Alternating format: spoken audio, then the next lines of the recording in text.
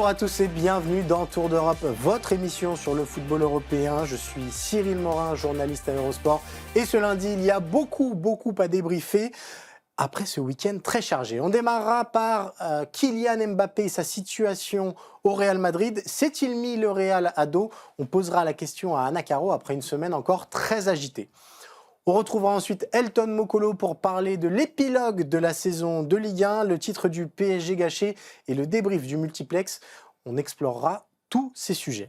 On ira ensuite en Angleterre retrouver Philippe Auclair pour nous parler de l'annonce surprise du week-end. Xabi Alonso sera le prochain entraîneur de Chelsea. Est-ce un énorme gâchis? Vous verrez qu'il y a beaucoup à dire. Et puis on terminera enfin par un détour en Italie, retrouver Guillaume Pacini pour nous parler de la Juventus Turin, passé de la 3e à la 6e place et qui se retrouve face à la peur du vide à l'orée de la dernière journée. On expliquera comment ce club si mythique collectionne les échecs depuis quelques saisons et que faire pour essayer d'endiguer le souci. Vous connaissez le topo, Tour d'Europe est à retrouver tous les lundis sur la chaîne YouTube d'Eurosport. Abonnez-vous, commentez, partagez. J'en profite pour faire la promo de beaucoup d'émissions à venir sur notre page YouTube, puisque vous aurez le 10 juin la Coupe du Monde des maillots. Avant ça, vous aurez le 30 mai le débrief de la finale de Ligue des Champions entre le PSG et Arsenal, évidemment. Vous aurez donc la Coupe du Monde des maillots le 10 juin et à partir du 11 juin, tous les jours à 20h en direct sur votre chaîne YouTube. Le FC Stream Team au quotidien, Martin Mosnier en envoyé spécial aux États-Unis et beaucoup de choses à traiter au quotidien. Vous connaissez le menu de Tour d'Europe, alors c'est parti. Et allez, on démarre ce Tour d'Europe avec l'Espagne. Pourquoi l'Espagne? Parce qu'on retrouve Anna Caro qui a vécu un dimanche plein d'émotions. Je vois le maillot derrière toi, ma chère Anna.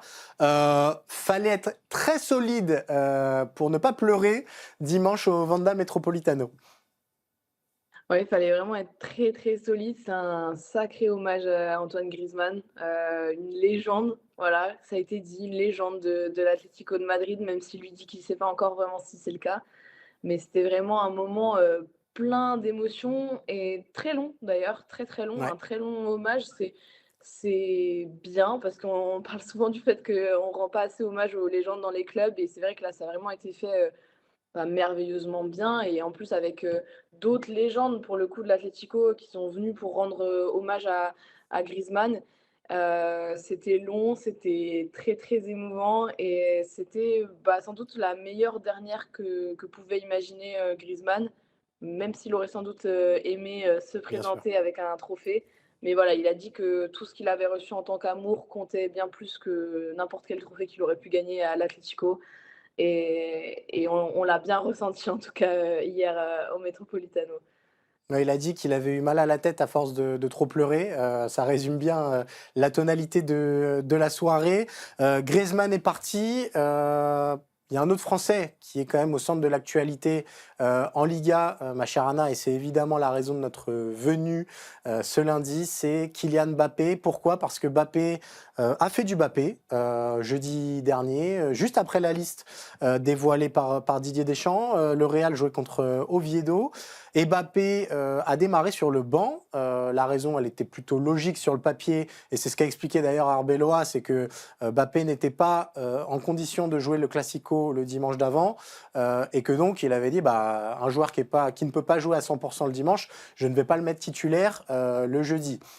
Reste que Mbappé est venu face au micro en zone mixte, a réglé des comptes et a simplement ciblé tranquillement Arbeloa en disant j'ai pas joué comme titulaire parce que le coach m'a dit que pour lui j'étais le 4e choix, en citant expressément Gonzalo Garcia, Vinicius et Mastuano, pardon.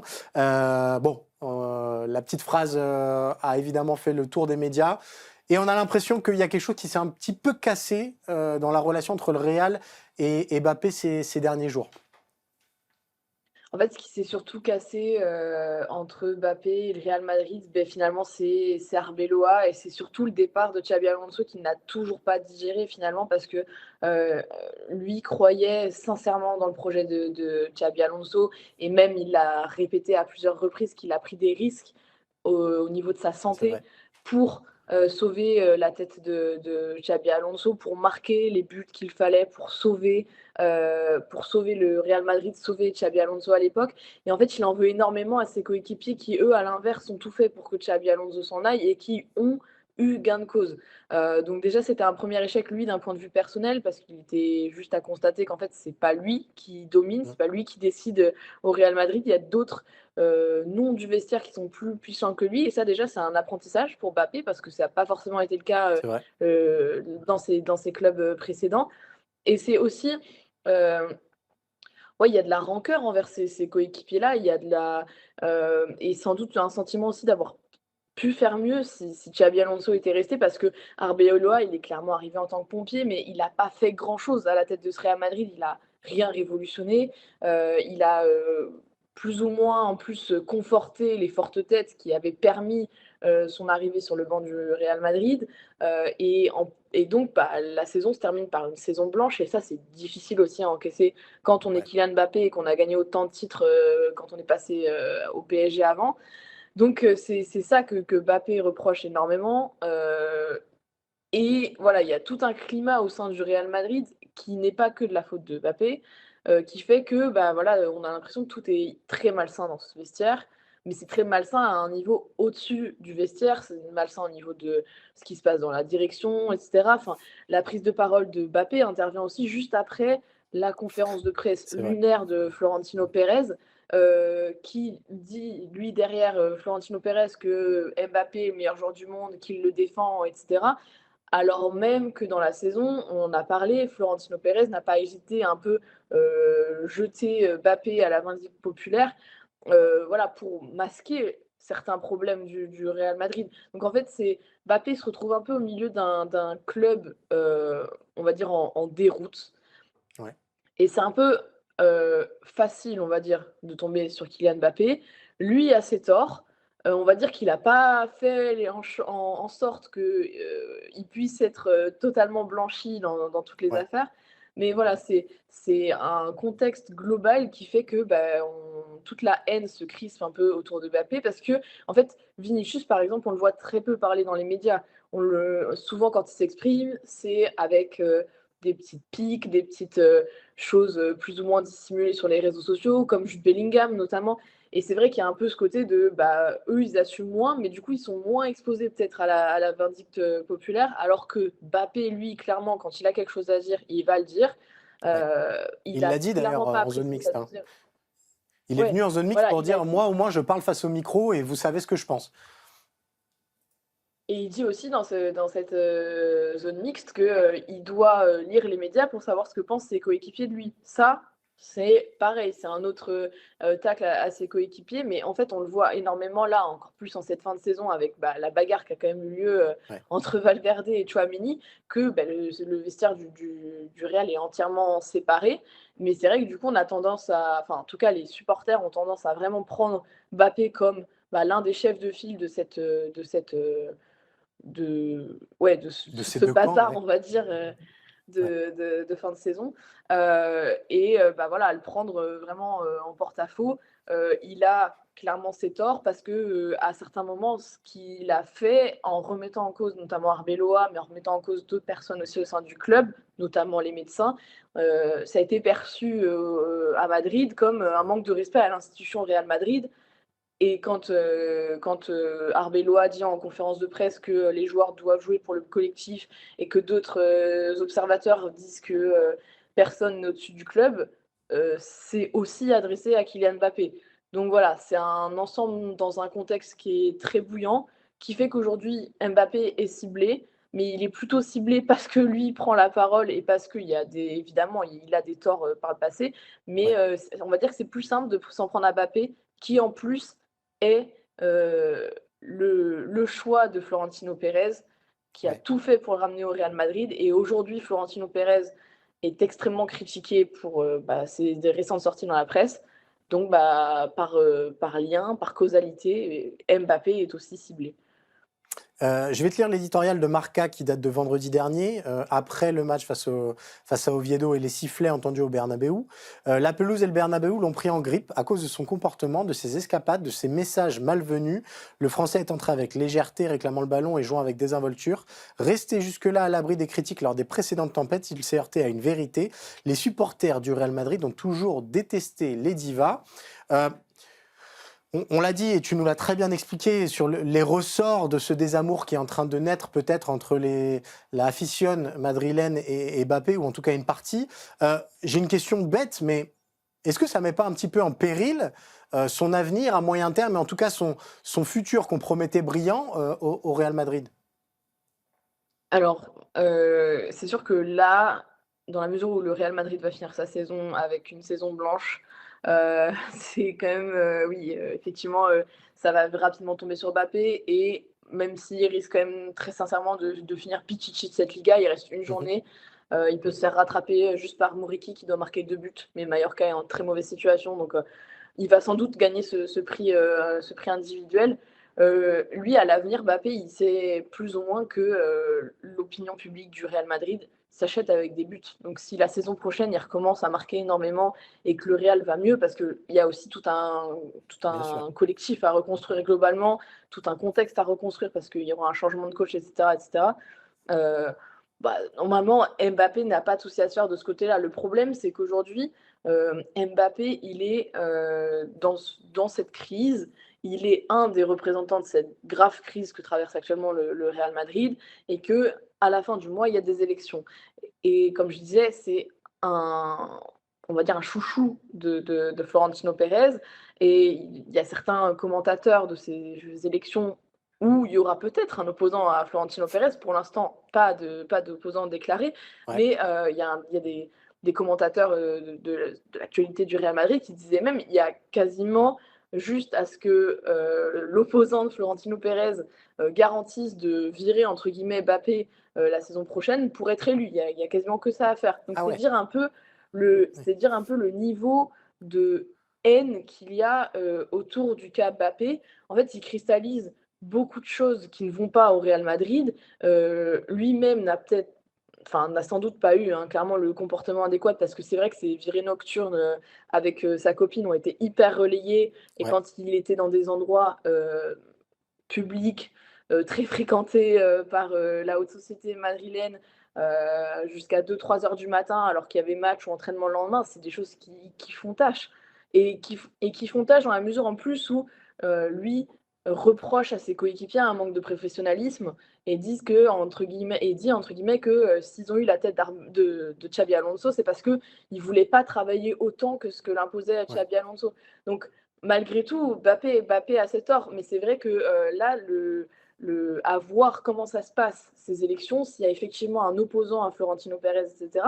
Mais finalement, Mbappé pourrait payer un peu le prix de toute cette saison ratée et devenir l'allégorie, enfin le paria, enfin la représentation même de ce qui ne va pas au sein du Real Madrid, au point que ça pourrait en être un sujet fort de l'élection au sein du Real Madrid.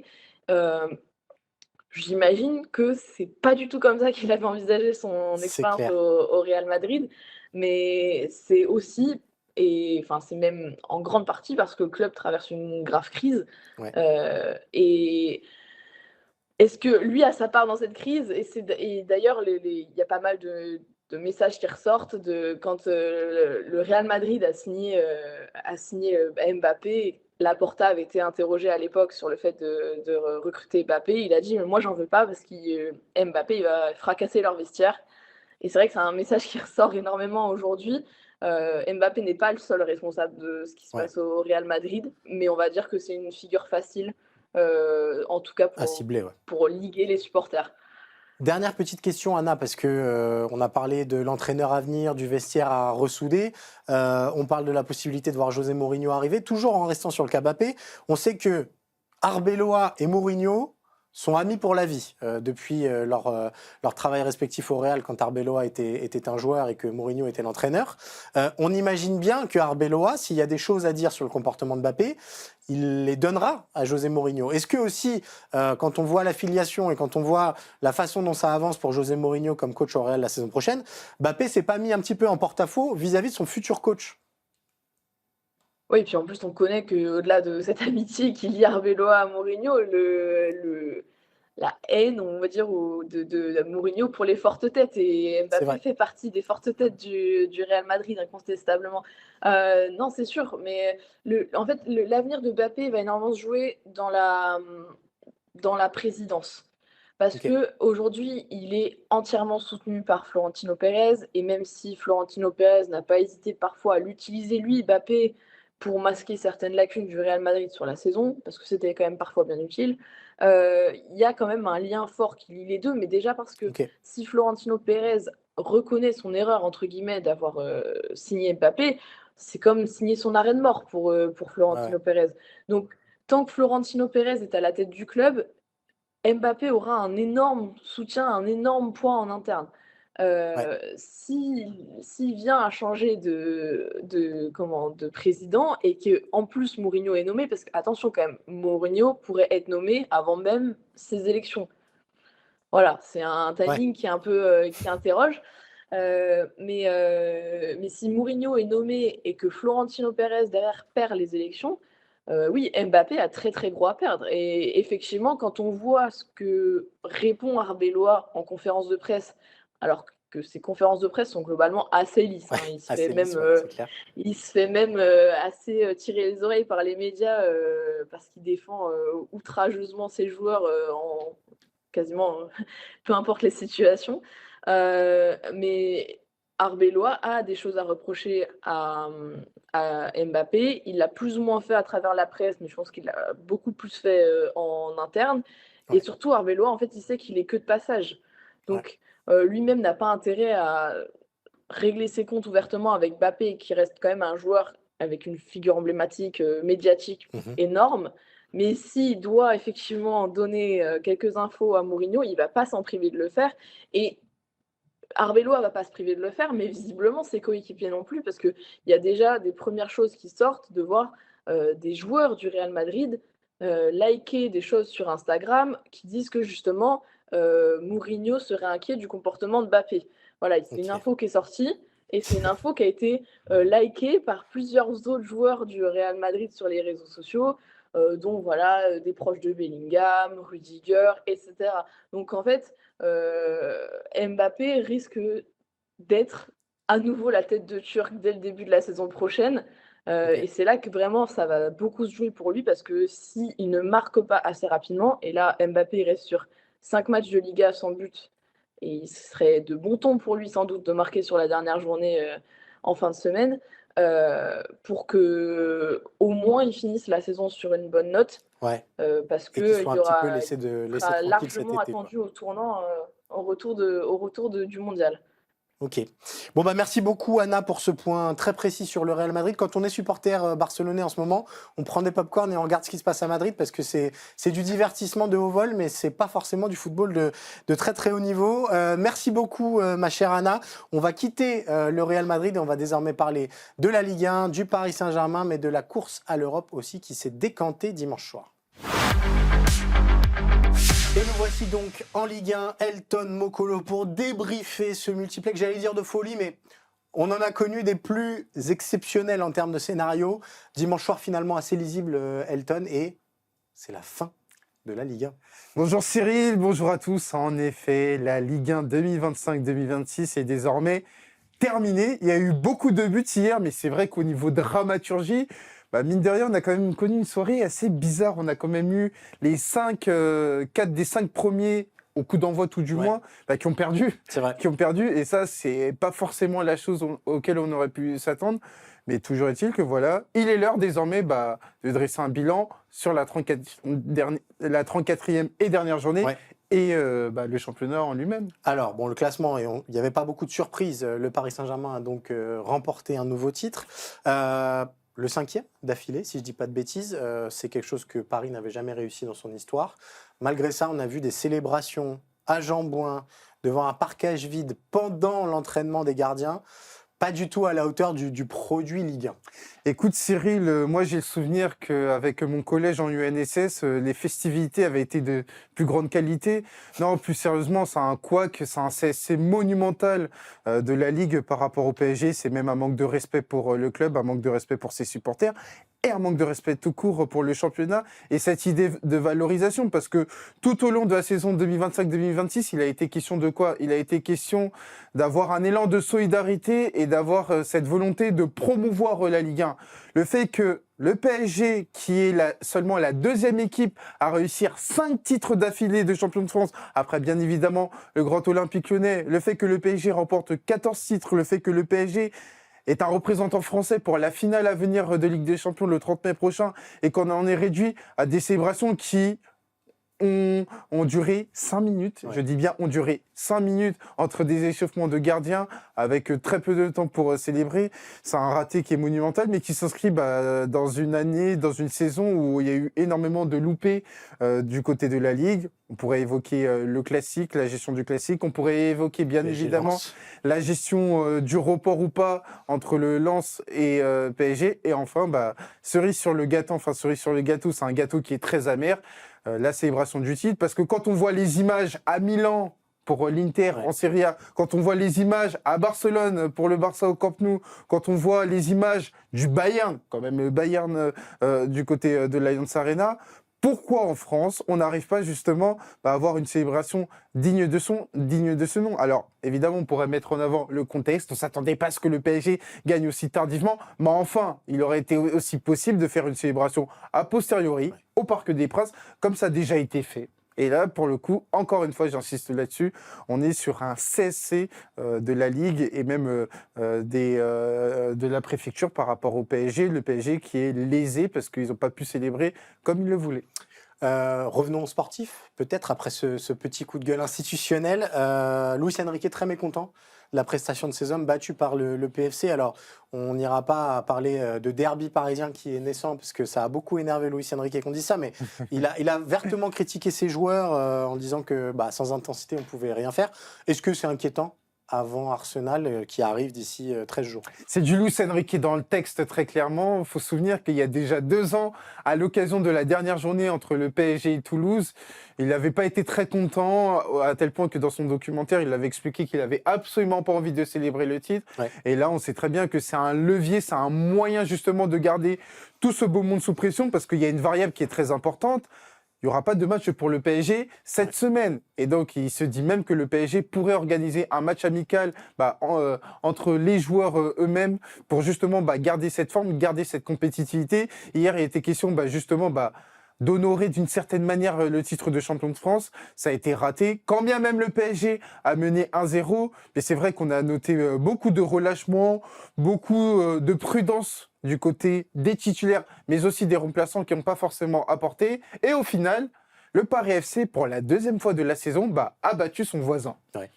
Revenons au reste du multiplex, parce qu'on jouait beaucoup de places européennes, on l'a expliqué. Lille, Lyon, Marseille, Rennes, Monaco, tout ce beau monde était en lice pour soit la Ligue des Champions, soit la Ligue Europa, soit la Ligue Europa Conférence. Finalement, Lille termine 3e et disputera la Ligue des Champions et la phase de groupe. Lyon s'embourbe dans une 4e place avec des tours préliminaires en Ligue des Champions. Marseille, en battant Rennes, prend la 5e place et la Ligue Europa. Est-ce que ce classement déjà te paraît un peu conforme à la saison qu'on a vue et aux dynamiques des différentes équipes? Et surtout, qui t'as envie de mettre en avant dans ce classement final? Alors, pour répondre à ta première question, le classement ne me paraît pas conforme. Attention, parce que oui, au final, le classement... oui, c'est mathématique. Voilà. C'est mathématique. Il a été mérité de par les équipes, que ce soit dans le bon côté ou plutôt dans le mauvais côté, quand on parle de l'Olympique de Marseille. Mais par rapport aux notions de dynamique, on sait que et l'Olympique Lyonnais et l'Olympique de Marseille ont été des équipes qui ont été bien plus présentes dans le top 4. Et au final, Lille a eu un mérite, c'est d'avancer masqué jusque dans les dernières journées. On rappellera, Lille, à un moment donné, avait 11 points de retard sur l'Olympique Lyonnais. Donc ça valorise le sprint final, même s'il y a quand même une lecture qui est quand même particulière sur Lille, qui sur la phase retour, j'ai regardé le classement ce matin, sur la phase retour, Lille est 7e. Donc c'est quand même un championnat qui est bizarre, mais Lille termine avec 61 points. Mais sinon, pour revenir sur ce qui a été évoqué, oui, on peut évoquer notamment des ratés sur le sprint final des deux Olympiques. Alors parlons-en peut-être d'abord l'Olympique Lyonnais, parce que la fessée, on n'en parle pas beaucoup, parce que l'OL est 4e. On l'a souvent dit cette saison, personne n'imaginait l'OL à cette place-là au début de la saison. Reste que l'OL a été fessé à domicile par une équipe du RC Lens impitoyable. L'OL a perdu la semaine passée face à Toulouse. L'OL s'est raté en Ligue Europa face au Celta Vigo. L'OL n'a pas su atteindre la finale de Coupe de France une année où le PSG n'était pas là. On a vu un petit peu, encore une fois, je pense que le contexte lyonnais explique que tout le monde soit heureux à la fin de cette saison. Mais est-ce que, comme l'a dit Paulo Fonseca, on peut estimer que la saison lyonnaise est complètement réussie ? Non, pour moi, la saison, elle n'est pas magnifique, pour reprendre ces termes, parce que moi, j'ai envie de dire attention, monsieur Paulo Fonseca, parce que j'ai pas envie que ce narratif servi, et également on a eu Clinton Mata qui l'a évoqué, Mathieu Louis-Jean qui l'a évoqué, notamment en zone mixte, j'ai pas envie que ce narratif serve de prétexte, parce que une fois qu'on en a évoqué à juste titre le contexte lyonnais sur le début de saison, la saison 2025-2026 a une réalité. Et dans cette réalité, l'Olympique Lyonnais a été très longtemps aux avant-postes. Ouais. Je l'ai rappelé il y a quelques minutes, l'Olympique Lyonnais a eu à la 22e journée 11 points d'avance sur Lille. L'Olympique Lyonnais, à la 32e journée, était 3e du championnat. L'Olympique Lyonnais avait son destin en main face à Toulouse, 10e du championnat. Et ils ont perdu. Lyon, hier, un point suffisait pour être 3e du championnat. Donc moi, ce que j'ai envie de retenir, c'est qu'au sortir d'un match où face à Lens, face à l'équipe B de Lens, où l'Olympique Lyonnais prend 4 buts à la maison et perd, moi j'aurais voulu que l'esprit de compétition prévale et que justement il y ait de la déception. Alors oui, c'est une saison où l'Olympique Lyonnais fait son meilleur classement depuis quelques années, depuis 2019 si je dis pas de bêtises. Il n'empêche que pour une équipe qui a longtemps eu son destin en main, on peut y avoir une déception parce qu'au final, oui, l'Olympique Lyonnais, on peut parler du contexte du début de saison, mais ça vaut aussi pour Lens. Lens, c'était pas prévu là. Lens termine avec quand même 10 points d'avance. Lille a quand même vendu quasiment tous ses bijoux de famille et Lille fait son meilleur classement depuis son titre en 2021. Donc c'est pour ça que, attention, la 4e place, c'est très bien dans l'absolu, mais elle ne dégage pas les incertitudes sportives liées au fait que va y avoir le 3e tour de Ligue des Champions et potentiellement un barrage, et surtout les incertitudes économiques. Et Dieu sait que c'est très important pour le club rhodanien. On rappellera en petit nota bene que l'OGC Nice avait terminé 4e la saison passée, et que cette saison, avec ce 3e tour préliminaire raté, et ses barrages, etc., a aussi précipité la chute de ce club qui sera donc barragiste. Mon cher Elton, un petit mot sur l'OM quand même, cette fin de championnat. Ça adoucit rien du tout parce que la saison, elle est catastrophique et je pense que Benassia, on peut lui reprocher beaucoup de choses, mais il l'a redit face au micro hier. 5e, la Ligue Europa, un moindre mal. Tout le monde sort plus ou moins la tête haute et je pense notamment à Big Bay. Est-ce que finalement, voir l'OM à un petit point de la qualif en C1, c'est pas ça la vraie surprise ? Ça peut nourrir énormément de frustration parce qu'on peut se dire un but évité au Vélodrome dans le temps additionnel au hasard contre le GC Nice aurait permis à l'Olympique de Marseille d'être dans la zone Ligue des Champions. Mais maintenant, il y a 2 lectures à faire. Alors oui, ça ne sauve pas la saison globalement catastrophique du club olympien parce que dans une saison française où il y avait beaucoup de clubs qui étaient en phase de redéfinition du projet, le club olympien, lui, était dans une phase d'affirmation de projet théorique. Sauf que ça n'a pas été le cas. S'en est suivi le départ de Roberto De Zerbi, le départ de Mehdi Benassia, qui est désormais acté en ce lundi 18 mai. Mais maintenant, il ne fallait pas non plus endommager la saison 2026-2027. Et il est important que l'Olympique de Marseille demeure et reste une équipe qui joue tous les 3 jours. Et si ça doit être par le truchement de la Ligue Europa, et qu'il en soit ainsi. Quand on sait que la Ligue Europa réussit quand même bien Oui. au club phocéen, finaliste en 2018, demi-finaliste en 2024. J'ai pas envie de dire objectif Francfort en mai prochain, mais toujours est-il que pour l'Olympique de Marseille, la Ligue Europa, j'irai pas jusqu'à dire moindre mal, mais il était important d'apposer sa signature à une compétition européenne. Et si c'est pas la Ligue des Champions, il fallait que ce soit la Ligue Europa.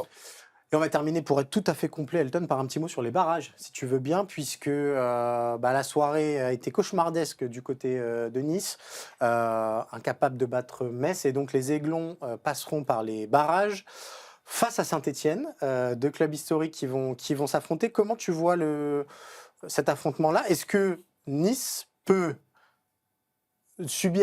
connaître un énorme bonheur en gagnant et la Coupe de France et en surfant là-dessus pour se débarrasser de Saint-Étienne dans les barrages, ou à l'inverse, est-ce que tu les destines à 2 semaines un peu ténébreuses? Ah, pour moi, c'est davantage la deuxième option, parce que là, pour le coup, c'est un match qui va être quand même particulier. C'est deux équipes qui sont pas forcément dans les meilleures dispositions mentales. Saint-Étienne, oui, ils sont en barrage, mais dans l'absolu, c'est davantage la montée directe. Je rappelle qu'ils ont terminé derrière Le Mans, c'était davantage la montée directe qui était l'objectif du club. Et l'OGC Nice va y avoir cette gestion émotionnelle et cette gestion sportive de la finale de Coupe de France contre Lens qui pourrait ramener le club azurien du côté de la Ligue Europa. Mais en même temps, il y a aussi cette gestion, du barrage. On pourrait se dire qu'il pourrait y avoir la jurisprudence Reims la saison dernière qui avait été déjà dans ce même type de situation. Avantage Nice quand même, et c'est un avantage qui est théorique et qui pourrait être rapidement à relativiser parce qu'on l'a vu hier, le match contre Metz a été un échantillon de ce que Nice nous a montré très souvent cette saison. Dans un rôle entre guillemets de favori, ils n'ont pas été en mesure de battre une équipe qui est lanterne rouge de Ligue 1. On a longtemps attendu ce but vainqueur, on a longtemps attendu ce but qui pourrait aider l'équipe de Claude Puel. Il n'en a rien été. Maintenant, il va y avoir deux matchs pour sauver une situation qui pourrait être encore plus catastrophique quand on sait que cette équipe a démarré la saison en Ligue des Champions contre Benfica. Voilà, ça c'est vrai que quand on reprend le projet niçois, ça fait froid dans le dos. Merci beaucoup Elton pour ce point très détaillé sur la Ligue 1. Tu reviens la semaine prochaine, évidemment, avec Arthur, avec Philippe, pour le gros preview de la finale de Ligue des Champions entre le Paris Saint-Germain et Arsenal, évidemment. Et nous, on va quitter la France pour parler d'Angleterre et notamment de Xabi Alonso, nouvel entraîneur de Chelsea. Et allez, on enchaîne donc avec l'Angleterre. Philippe Auclair, sa cup of tea traditionnelle du lundi matin et ces week-ends bien chargés. C'était pas totalement vrai ce week-end parce qu'on ne va pas parler de course au titre en Première Ligue puisque Manchester City a joué la finale de la Cup et que Arsenal joue ce lundi soir. Mais commençons peut-être quand même par ce titre de Manchester City, un énième pour Pep Guardiola. C'était pas une grande finale, mais City qui s'impose face à Chelsea. Ouais, comme tu dis, c'était pas une grande finale. Je crois que tu es très poli quand tu dis ça. C'était très honnêtement la pire finale que j'ai vue depuis je pense que celle de 2007 n'était pas triste non plus à ce point de vue-là, en ce sens médiocre. Et on sentait deux équipes qui sont un petit peu au bout du rouleau, voire même carrément au bout du rouleau physiquement. C'est quelque chose que l'on voit malheureusement de plus en plus dans cette FA Cup au fil des saisons. Les équipes qui sont en Première Ligue ont vraiment tellement donné dans les 9 mois qui ont précédé que quand elles arrivent à Wembley, c'est un peu compliqué. Atmosphère un petit peu également, je dirais, un petit bémol dans l'atmosphère, en ce sens que c'est deux équipes qui ont l'habitude de ce type de rencontres, de grands rendez-vous à Wembley. Donc, on n'a pas du tout vécu ce qu'on avait vécu l'année dernière à Wembley, qui a été fantastique, qui était la victoire de Crystal Palace sur City, où le stade était en feu du début jusqu'à la fin. Là, en fait, la remise du trophée et des médailles pour les vaincus s'est déroulée dans un stade qui était à moitié vide, ce qui était quand même un petit peu triste. Mais on ne va pas quand même non plus gâcher notre plaisir complètement. Et il faut quand même souligner que le but qui est décidé de cette rencontre était absolument exceptionnel et qu'il est allé à l'un des grands joueurs de cette saison, que ce soit avec Bournemouth ou avec Manchester City, Antoine Semenyo. Tu auras comme moi apprécié la justesse et la technicité du geste. C'est absolument magnifique. Cette talonnade derrière la jambe d'appui. Qui en plus de ça, il y a un côté assez assez sympathique, je dirais, dans le fait que ce soit Semenyo, parce qu'il a une relation très particulière avec cette épreuve, la FA Cup, puisque la première fois qu'il l'a disputée, c'était il y a un petit bout de temps de ça, mais il peinait à devenir footballeur professionnel et il jouait en fait pour l'équipe de la police métropolitaine en 10e division. Et c'est comme ça qu'il a fait sa découverte de la FA Cup. Donc tu vois, il est passé de la 10e division à une victoire. Et donc pour couronner une trajectoire quand même tout à fait inhabituelle et d'un joueur qui a franchement qui nous avait ébloui la saison précédente et qui a totalement confirmé cette saison, que ce soit avec Bournemouth ou avec Manchester City. Donc un vainqueur logique, tu pourrais dire mérité sur la physionomie de la rencontre, mais deux équipes très très fatiguées et une finale de FA Cup, je pense pas qu'il restera dans les mémoires pour les bonnes raisons. Alors, très fatigué, Pep Guardiola l'est peut-être aussi. Je suis obligé de te poser la question, mon cher Philippe, puisque la question de son avenir revient à intervalles réguliers et on ne sait toujours pas trop ce qu'il en est. On voit le nom d'Enzo Maresca être Oui. fréquemment cité pour prendre la suite, mais est-ce qu'il va prendre la suite dès cet été ou c'est Guardiola qui a tout ça entre les mains et rien n'a filtré pour l'instant quant à son choix? Rien n'a filtré pour l'instant. Le fait que Ok. la succession soit en place et qu'Enzo Maresca qui évidemment a travaillé à Manchester City avant d'aller à Chelsea et de se faire virer comme un malpropre qu'il n'était pas. Enzo Maresca donc est en pole position pour prendre la succession de Pep Guardiola, mais il n'y a aucun signe pour le moment Ok. que Pep Guardiola. Alors, bien évidemment, tout ça dépend un petit peu du contexte. Alors, il y a le contexte. Si Manchester City venait sur le fil à dépasser Arsenal, ce qui est tout à fait possible, tu ne sais absolument pas ce qui va se passer pour Arsenal contre Burnley et à Crystal Palace le week-end prochain. Tu ne sais pas du tout ce qui va se passer pour Manchester City, que ce soit à Bournemouth demain soir ou contre Aston Villa à l'Etihad. Donc, on est encore dans l'expectative. Si jamais Pep Guardiola terminait cette saison avec un triplé, tu m'excuses, c'est quand même pas rien, alors qu'on disait que cette équipe ne remporterait rien. C'est clair. Ça pourrait en effet peut-être le faire réfléchir. Mais de quel sens ça le ferait réfléchir? Je l'ignore. Et très honnêtement, aujourd'hui, on en est vraiment au stade des supputations. La seule chose que nous sachons pour le moment, c'est qu'en effet, il y a un candidat qui se dégage pour sa succession et qui est bien Enzo Maresca. Restons sur le sujet des entraîneurs, mon cher Philippe, pour parler du gros sujet qui nous réunit ce lundi. Et l'annonce officielle de l'arrivée de Xabi Alonso comme prochain entraîneur de Chelsea. Il a signé pour 4 ans après ses passages à la Real Sociedad, au Bayer Leverkusen exceptionnel et puis ce passage au Real Madrid qui n'en finit plus de faire parler. On a titré ce sujet « Quelle tristesse ». Je ne sais pas si c'est une tonalité qui résonne aussi un petit peu en Angleterre, de voir Xabi Alonso qu'en plus, on promettait un petit peu à Liverpool, on pourra en reparler juste après, mais voir Xabi Alonso incarner le football de Bluco, est-ce que c'est débattu un petit peu en Angleterre? Oui, et d'ailleurs, je regardais quels étaient les articles qui étaient consacrés à la chose, notamment sur la BBC, et l'un des plus gros articles était « Est-ce que c'est une énorme déception ?» Tu vois, donc Ok. tu es totalement parce qu'en effet, du côté des supporters de Liverpool en particulier, on va pas parler de trahison, ils se sentent pas trahis, mais par contre, il y a un désamour évident, c'est le fait que Chelsea n'est pas l'un des clubs les plus aimés de la Première Ligue, ce n'est pas moi qui vais te l'apprendre. En plus de ça, entre Liverpool et Chelsea, il y a quand même une histoire commune qui n'a pas toujours été des plus, on va dire des plus harmonieuses, on va dire ça comme ça. Et le fait qu'il ait choisi d'aller à Chelsea, un club qui, en effet, d'abord une équipe à la dérive cette saison, faut reconnaître, des propriétaires qui visiblement, ils ont mis la charrue avant les bœufs et devant la charrue, je ne sais pas ce qu'ils ont mis, un clown sans doute, depuis qu'ils sont arrivés, une situation financière très compliquée pour le club, qui a un endettement colossal, au-delà du milliard, des pertes considérables, 273 millions d'euros. Bref, ça ne va pas être simple pour rebâtir cette équipe. Il va falloir faire partir des joueurs, mais qui sont sous contrat pour 7 ou 8 ans, dans certains cas. Enfin bref, où que tu regardes, tu vois un club qui a d'énormes problèmes.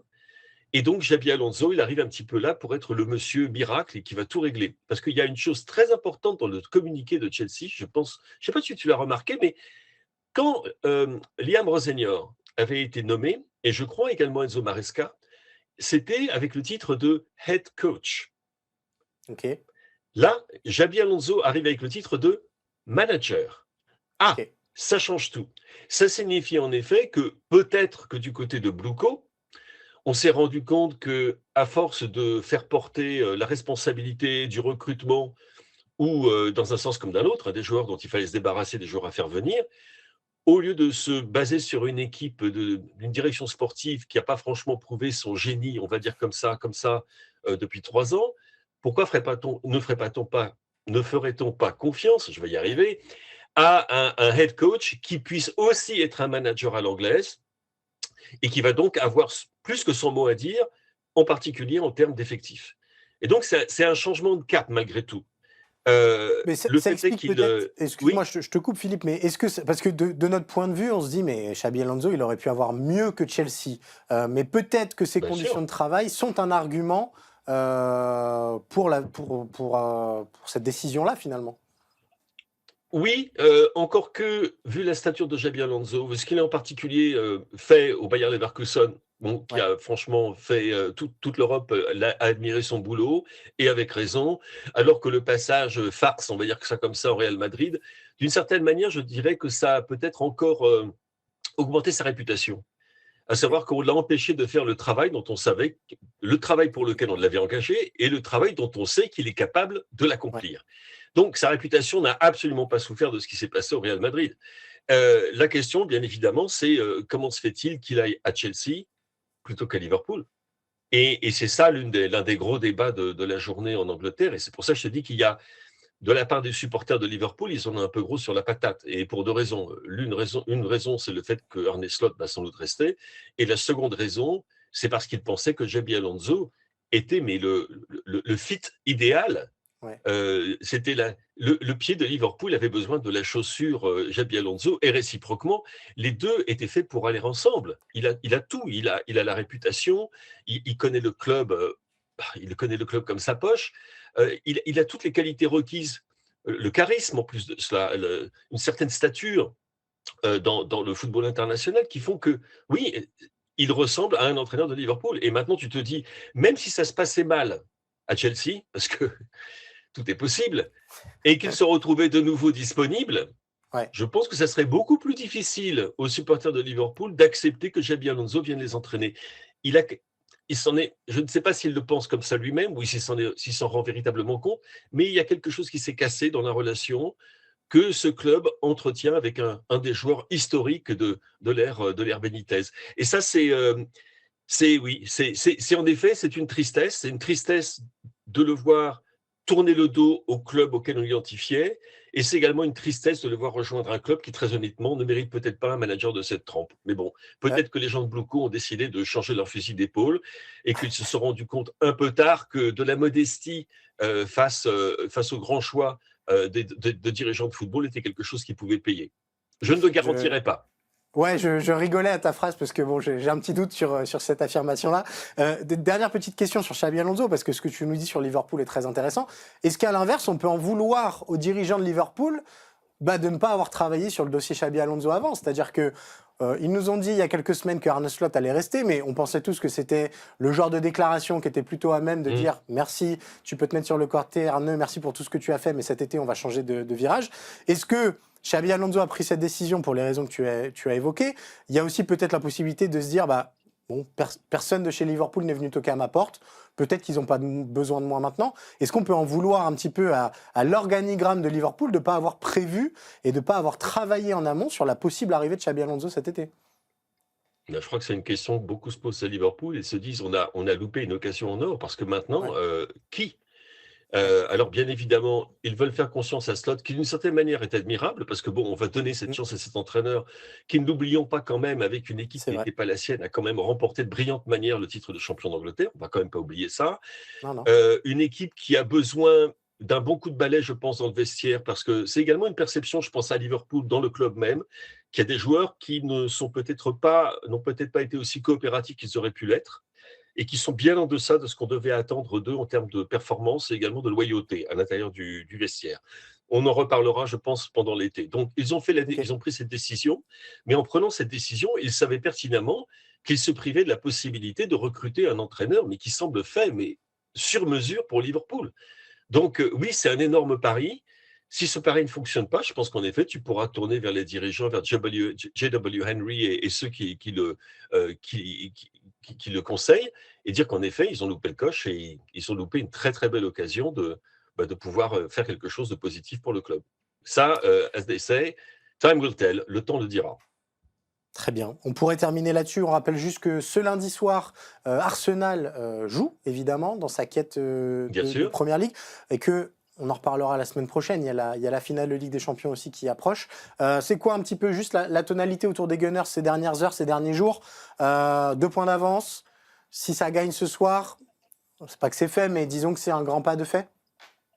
Ouais, surtout que Manchester City va à Bournemouth et Ouais. que Bournemouth, à l'heure actuelle, peut encore espérer décrocher une place directement en Ligue des Champions, vu justement la méforme de Liverpool. Ils peuvent encore passer devant Liverpool. Si tous les résultats vont de leur côté, et si ils espérons également qu'Aston Villa l'emporte en finale de la Ligue Europa. Il ne faut pas oublier celle-là non plus, puisque ça ajoute bien évidemment un club à la Ligue des Champions pour l'Angleterre, puisque Aston Villa se qualifierait en qualité de vainqueur de la Ligue Europa. Donc, tu peux imaginer, en ce moment, c'est un petit peu comme ça. Bien évidemment, ce soir, tout le monde s'attend à ce que Burnley, qui est déjà relégué, ne fasse pas le poids face à des Gunners qui ont visiblement le couteau entre les dents. Après, demain soir, il se pourrait en effet qu'Arsenal soit champion demain soir. Il se pourrait également que tout cela aille jusqu'à 16h heure anglaise, donc 17h heure française le week-end prochain, pour savoir qui décrochera ce titre. Mais juste une chose, tu sais, j'avais fait ma dernière chronique sur pourquoi tant de haine vis-à-vis d'Arsenal. Et ben, c'est un sujet qui semble passionner justement les médias britanniques, qui est pris également par beaucoup de mes collègues depuis 2-3 jours. C'est un thème qui revient sans cesse. C'est pourquoi se fait-il que cette équipe d'Arsenal ne reçoive pas, je dirais, les compliments que ses performances méritent. Et donc, on est encore dans cette... Alors, est-ce que le ton changera? Sans doute, si jamais ça se passe bien pour dimanche, et puis ça se passe bien surtout en finale de la Ligue des Champions. Une dernière chose peut-être, avant de quitter, parce que je sais que tu... Absolument. On sait qu'un accord a été trouvé, mais a priori, l'annonce d'un contrat de 2 ans, donc signé par Michael Carrick pour que l'intérimaire devienne manager permanent des Red Devils de Manchester United, devrait être annoncée aujourd'hui. Donc si ça se trouve, quand vous regarderez ces images, quand vous nous écouterez, ce sera peut-être déjà fait, sinon ce n'est qu'une question d'heure. Et on est dans le futur dans Tour d'Europe, Philippe. Donc, merci beaucoup pour ce point très complet sur la Première Ligue et sur le football anglais. On va revenir... Non, pardon, pas du tout. On ne va pas revenir en France. On va partir désormais en Italie, retrouver Guillaume Pacini. Et allez, on termine cette émission comme souvent avec notre sourire italien, monsieur Guillaume Pacini. Comment ça va, Guillaume? La semaine dernière, on a parlé de l'AC Milan qui faisait grise mine.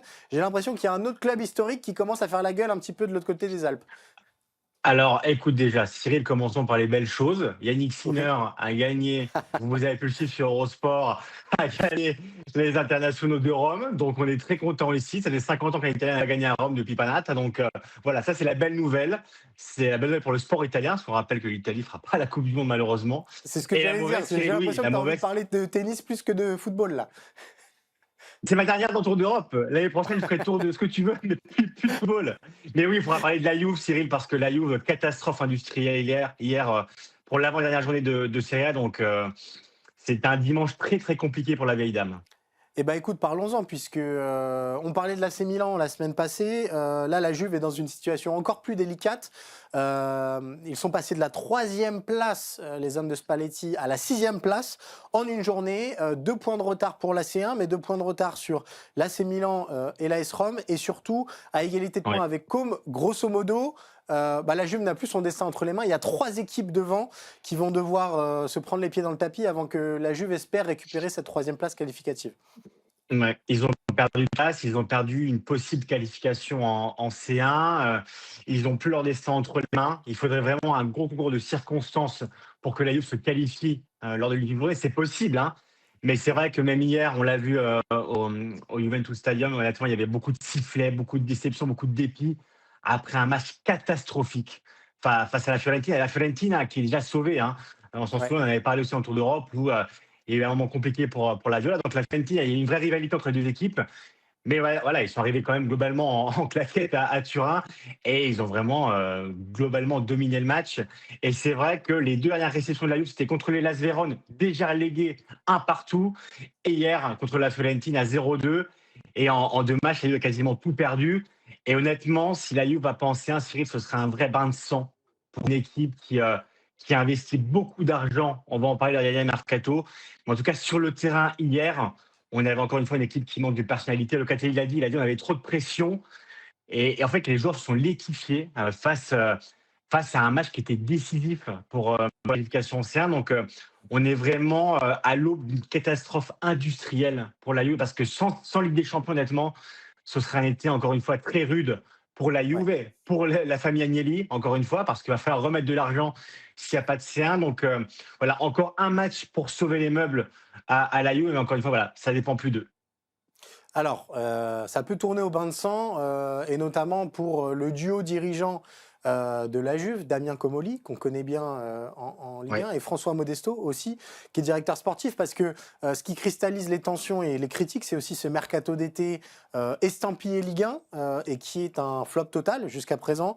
Les trois noms qu'on peut ressortir, c'est Jonathan David, c'est Loïs Openda et c'est Zegrova. Alors Openda, évidemment, ne venait pas de Ligue 1 et venait de Bundesliga, mais malgré tout, ces trois joueurs-là illustrent la saison complètement ratée des hommes de Spalletti.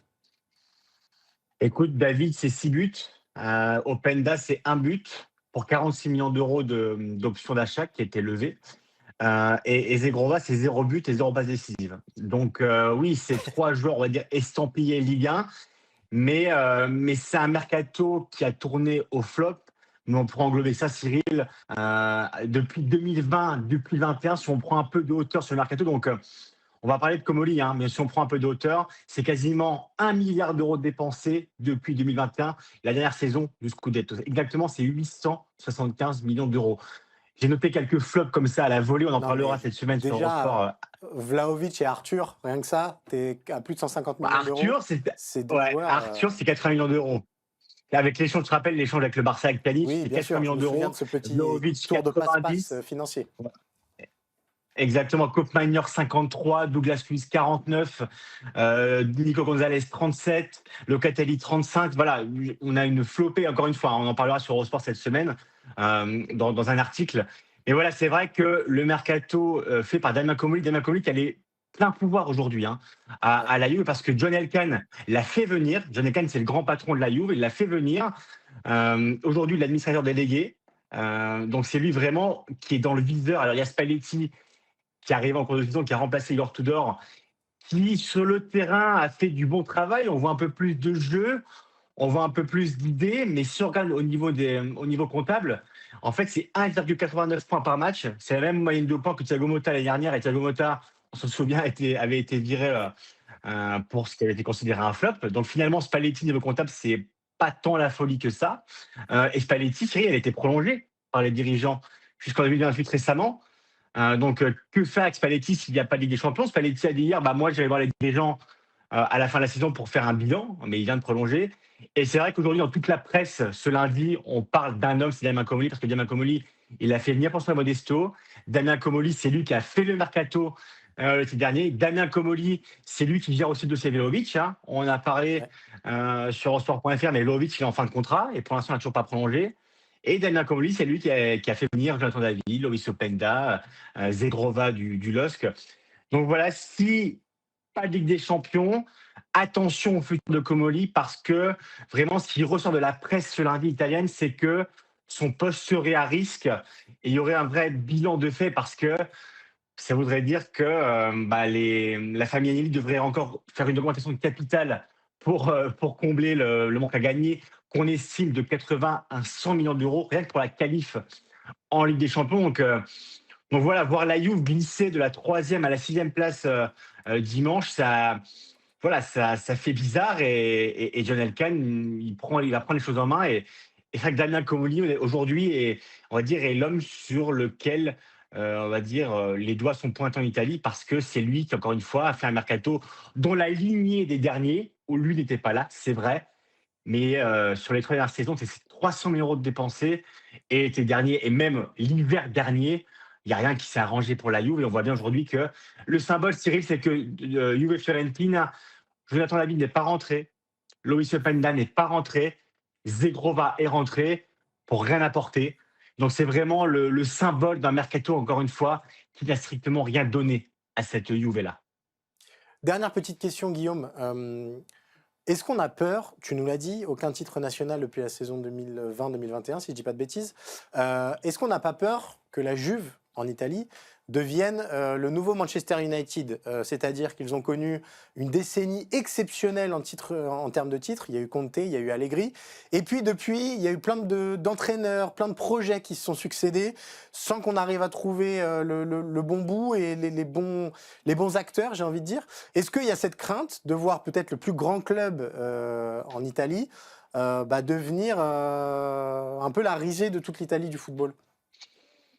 Alors heureusement, ils ont gagné une petite coupe d'Italie avec Allegri, ces derniers temps, donc c'est un peu sauvé. Mais c'est vrai que voir la Juve et ne pas gagner un scudetto depuis 2021 et Maurizio Sarri, ça fait extrêmement bizarre. Mais tu sais, Cyril, si tu vas demander aux tifosi de la Juve aujourd'hui, ils te diront que leur équipe, qui est la plus grande Italie en termes de scudetti remportés, la Juve aujourd'hui n'est plus un grand club en Italie. Elle l'est par la stature, elle l'est par le nom, elle l'est par l'histoire, elle l'est par la richesse des joueurs qu'elle a eus. Mais aujourd'hui, la Juve, depuis 5-6 ans, depuis cette décennie, tu l'as dit, où la Juve qui avait été lancée par Conte et qui a été ensuite poursuivie ce cycle par Allegri, où elle a gagné pendant 10 ans. Ouais. Aujourd'hui, la Juve n'est plus un grand club. Elle n'est plus un grand club parce que, on vient de le dire, par le mercato qu'elle fait, par les titres qu'elle ne gagne plus. Donc, on est vraiment inquiet parce que voir la Juve en dehors de la Ligue des Champions, encore une fois, on rappelle qu'elle avait été pénalisée aussi. Hein. On se rappelle Tout à fait. les histoires qu'il y avait eu, tu t'en rappelles, au niveau de la justice, elle avait été pénalisée, elle avait été reléguée, exclue des Coupes d'Europe il y a quelques années. Donc en fait, la Juve, depuis des années aujourd'hui, c'est inquiétant de voir un grand club glisser petit à petit. Il y a clairement le risque de voir cette équipe ne plus gagner pendant quelques années parce que l'Inter est bien parti quand même pour relancer son cycle avec Cristante. On rappelle l'Inter qui a fait le doublé cette saison. Le Napoli, finalement, qui a remporté quand même 2 scudetti avec Spalletti et Conte ces dernières années. Donc aujourd'hui, la Juve elle n'est plus un grand Italie. Ça, c'est évident. Et il va vraiment falloir refaire un projet. Alors, c'est ce que la Juve essaye de Oui. faire avec Thiago Motta, avec Igor Tudor, avec Spalletti qui a prolongé, je l'ai dit, pour des saisons en plus jusqu'en 2028. Est-ce que Spalletti est le bon entraîneur pour le faire? C'est une vraie question. Moi, je pensais que oui, mais aujourd'hui, j'ai une vraie interrogation. Mais voilà, il y a vraiment le risque que la Juve se transforme en Manchester United, si ce n'est déjà le cas. Parce que, encore une fois, ne pas avoir gagné la Juve un scudetto depuis 2021, c'est une anomalie aujourd'hui que personne n'arrive à corriger. Et quand on voit 1 milliard quasiment de dépenses depuis 5 ans, voilà, c'est un gouffre financier. Encore une fois, ce serait un bain de sang de ne pas voir la Juve se qualifier en Ligue des Champions l'année prochaine. Merci beaucoup, mon cher Guillaume, pour ce point très précis sur l'état pitoyable de la Juventus Turin. Je crois qu'1 milliard d'euros, c'est à peu près ce que tu touches avec Eurosport pour tes prestations à la semaine, il me semble. Hein. Plus ou moins, c'est Plus ou moins. quotidien. C'est D'accord. 1 milliard d'euros quotidien. Oui, bien sûr, évidemment. Merci beaucoup, mon cher Guillaume. Dernier petit point promo. On vous rappelle que le FC Stream Team sera de retour vendredi à 13h en direct, mais surtout sera là pour le débrief, le grand débrief, le 30 mai, pour la finale de la Ligue des Champions entre le PSG et Arsenal. Et puis, il y aura les matchs de prépa des Bleus, mais surtout le 10 juin, la Coupe du Monde des maillots en direct sur la page YouTube d'Eurosport France. Et le 11 juin, à partir du 11 juin, tous les soirs à 20h, Martin aux États-Unis et le FC Stream Team en direct. Merci beaucoup pour votre fidélité. Je vous dis à la saison prochaine, puisque lundi prochain, pour la dernière, c'est Arthur Merle qui officiera pour le grand preview de la finale de Ligue des Champions entre le PSG et Arsenal. Merci pour votre fidélité. À lundi prochain. Et d'ici là, suivez le football européen.